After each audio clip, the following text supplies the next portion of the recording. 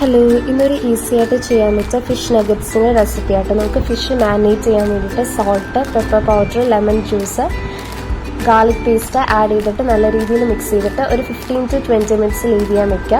പിന്നെ അതിനുശേഷം നമുക്ക് ഫിഷ് കോട്ട് ചെയ്യാൻ വേണ്ടിയിട്ട് റിഫൈൻഡ് ഫ്ലോർ വേണം, ബ്രെഡ് ക്രംസ് വേണം, പിന്നെ ഒരു എഗ്ഗിലേക്ക് പെപ്പർ പൗഡറും സോൾട്ടും കൂടി ആഡ് ചെയ്ത് മിക്സ് ചെയ്യുക.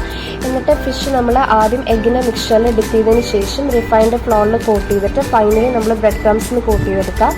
ഇപ്പോൾ ഇവിടെ ഞാൻ ചെയ്തേക്കുന്നത് വെച്ചാൽ കുറച്ച് ഓയിലിൽ ഒരു മീഡിയം ടു ഹൈ ഫ്ലെയിമിൽ ഇട്ടിട്ടാണ് ഞാൻ ഫ്രൈ ചെയ്തിട്ട് തിരിച്ച് മറിച്ചിട്ട് ഫ്രൈ ചെയ്തെടുത്തു. ഇപ്പോൾ നിങ്ങൾക്ക് ആവശ്യമുണ്ടെങ്കിൽ ഒരു നല്ല രീതിയിൽ ക്വാണ്ടിറ്റിയിൽ ഓയിൽ എടുത്തിട്ട് നമുക്ക് മീഡിയം ടു ഹൈ ഫ്ലെയിം തന്നെ വെച്ചിട്ട് ഡീപ് ഫ്രൈ ചെയ്തെടുക്കാവുന്നതാണ്. അങ്ങനെ ചെയ്തിട്ട് നമുക്ക് മയോണൈസിൻ്റെ കൂടെയോ അല്ലെങ്കിൽ സോസിൻ്റെ കൂടെയോ കഴിക്കാവുന്നതാണ്. Thank you.